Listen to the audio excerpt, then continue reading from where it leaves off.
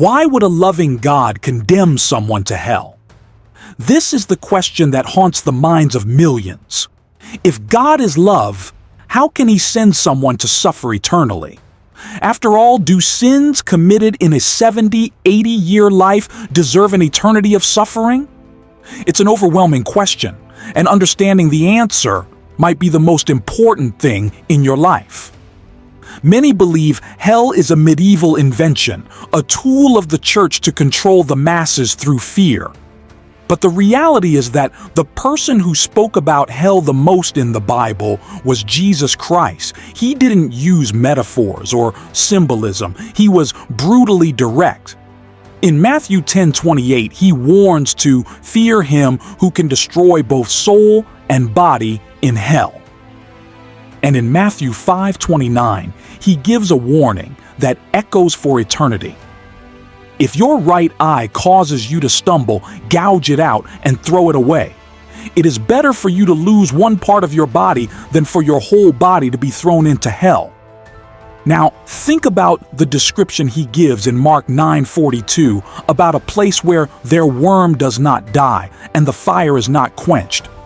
Jesus isn't describing something temporary, a purgatory, or an annihilation. He is talking about something serious and permanent. And to make the eternity of hell absolutely indisputable, Jesus uses the same Greek word to describe the fate of the righteous and the wicked in Matthew 25:46. Then they will go away to eternal punishment, but the righteous to eternal life. The same word is used for the eternal life of the saved and the punishment of the wicked. If you believe heaven is eternal, you must honestly accept that hell is too. To claim that one word in the same sentence means something different for two people is a theological contortion that simply doesn't hold up. But the question that still hammers in our heads is, isn't this cruel? Isn't it disproportionate? Here is the truth that few have the courage to say. The gravity of a crime does not depend just on the act itself, but on whom it is committed against. If you lie to your brother, it's a mistake. If you lie to your boss, it's more serious. If you lie to a judge in a courtroom, it's a crime. Now, what if you rebel against the eternal, holy, sovereign, and perfect God? Psalm 51 reveals the true nature of sin. After David committed adultery and murder, he doesn't say, "I have sinned against Bathsheba," or "I have sinned against Uriah." He cries out, "Against you, you only have I sinned." He understood that every sin, deep down, is an act of rebellion against the majesty of the Creator. Sinning against an infinitely holy God generates guilt of infinite proportions, and infinite guilt can only have an eternal consequence. Hell is not God being cruel. Hell is God being absolutely just. It would be monstrous if God looked at rape, murder, corruption, and human arrogance and simply said, "Never mind." That would be an indifferent, weak, and complicit God. And here's another truth that few want to hear.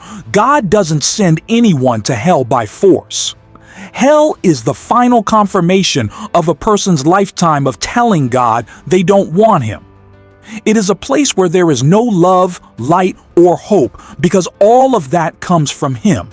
And whoever rejected the source also rejected all those things. As C.S. Lewis wisely said, "In the end, there will be two types of people: those who said to God, 'Thy will be done,' and those to whom God said, 'Your will be done.'" The Bible reminds us in Romans 9:20, who are you, a human being, to talk back to God? Do we think we are more righteous, more merciful than the one who created the very concept of justice? If God's justice seems heavy to us, it's because our view of sin is too small. But what if I told you that God did not create hell for you? He created the cross to free you from it. On the cross, Jesus was crushed, ground up, treated as a sinner so that sinners like you and I could be treated as children. The big question I leave you with is, which path are you on? On the wide path that leads to destruction, or on the narrow door that leads to eternal life?